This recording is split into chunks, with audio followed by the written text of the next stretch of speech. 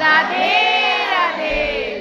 राधे राधे। हमारा नाम इंदुलेखा है। स्वामिनी जी की विशेष कृपा है कि हम यहाँ के सेवायत हैं। तो जैसा कि आप इधर आ जाओ, आवाज़ नहीं आ रही होती। जैसा कि आप ब्रज मंडल में भ्रमण करने के लिए आते हैं तो ठाकुर की अनंत लीलाओं का दर्शन करते हैं, क्योंकि कहते हैं ना, हरि रूप अनंत, हरि कथा अनंता।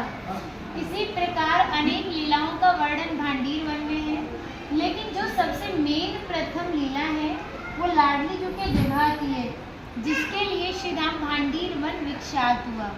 लेकिन सनातन धर्म में श्रीमद् भागवत जी को सबसे बड़ा ग्रंथ माना जाता है, जिसका अध्ययन करने से, श्रवण करने से ज्ञात होता है कि पूर्ण श्रीमद् भागवत जी में राधा रानी का कहीं नाम नहीं है, विवाह का प्रमाण नहीं दिया।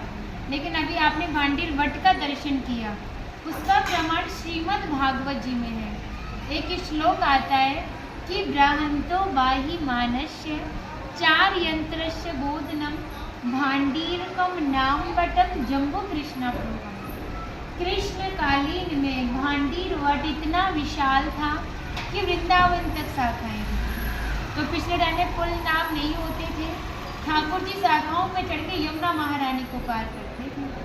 ठाकुर जी की 9 लाख गाय यही बैठ के विश्राम करती थी। तो माता जो भी प्रसादम रखती थी, सभी एकत्रित होकर दोपहर का भोजन लेते थे। आप कभी विवाह में जाते हो तो बिना प्रसाद के नहीं आते।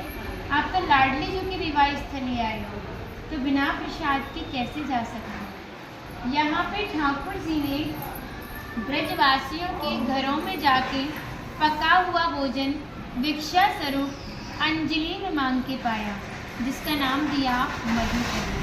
आज भी संत भिक्षा कर मांग के पाते हैं। तभी शास्त्रों में बताया कि जब तक ब्रजवासी की कृपा नहीं होगी, ठाकुर जी की कृपा बड़ी दूर की बात है। इसी से हमारे अभिमान का नाश होता है और भक्ति प्राप्त होती है, जो कि बहुत ही दुर्लभ है। लेकिन ब्रजवासी कृपा करें, सहज भक्ति प्राप्त होती है। राधा रानी ने श्री राम भांडीर वन के बारे में कहा कि जो भी भक्त भांडीर वन आएगा वह मोक्ष को प्राप्त होगा। कान्हा बोले, तुम इतनी बड़ी बात को कह रही हो, लोग पाप करेंगे, सीधे थोड़े भांडीर वन चले जाएंगे, क्योंकि आपने तो मोक्ष धाम ही भांडीर वन को कह दिया। फिर यहाँ पर बहुत भीड़ इकट्ठा होने लगेगी, हमारे मिलने में अड़चने पैदा होंगी, तो नित्य लीलाएं कब करेंगे।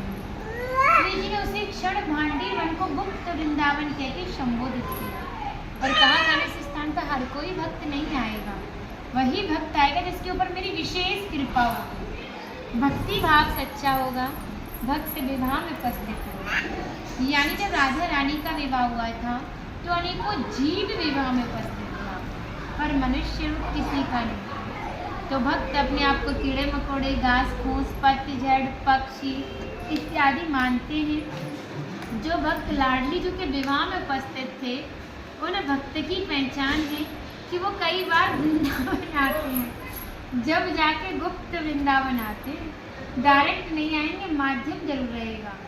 सारा श्रेय उसी माध्यम को जाएगा जो आपको ऐसे दिव्य स्थान पर पहुंचाएगा। और जो भी भक्त भांडीर वन में प्रवेश करेगा, यहाँ की प्रसादी पाएगा और एक रात्रि निवास करेगा, वो इस ब्रज गौलोक धाम से ठाकुर जी के गौलोक धाम में जाएगा। क्योंकि इसी भांडीर वन के दर्शन मात्र से पुनर्जन्म की प्राप्ति नहीं होती। तस्य दर्शन मात्र नरो गर्भ न गच्छति। इसके दर्शन मात्र से ही उन्हें किसी भी माँ के गर्भ में जाना नहीं पड़ता। फिर कहा कि भांडीरम समन प्राप्त बनाना वन उत्तम। भांडीर वन सभी वनों में सबसे उत्तम और श्रेष्ठ वन है, क्योंकि ये हमारी प्रिया जो कि विवाह स्थल, उनके मिलन की स्थल है। फिर कहा था श्री वासुदेवम ततो दृष्टवा पुनर्जन्म न मृते। जो भी भक्त भांडीर वन में प्रवेश करता है, श्री वासुदेव जी का दर्शन करता है, भंडारे में दान करता है, वो पुनर्जन्म गर्भ यातना से मुक्त हो जाता है। क्योंकि यहाँ पे ठाकुर जो समस्त ब्रज गोपिकाओं में मल कीड़ा हुई थी, तो इसमें तय किया कि जो भी हारेगा उसे भंडारा करना होगा। ठाकुर जी हार गए थे सभी ब्रज गोपियों से, तो ग्वाल वालों के साथ मिलके यहाँ पे भंडारा किया और इसी के नाम पर धाम का नाम भांडीर वन पड़ा। तो यहाँ पर सबसे बड़ा विशेष फल भंडारे का माना जाता है। अधिकांश भक्तों के मन में रहता है ठाकुर जी ने भंडारा किया, हम भी करें। पूर्ण सक्षम होते हैं, करते नहीं तो सामर्थ्य के अनुसार दान करें। राधे राधे राधे।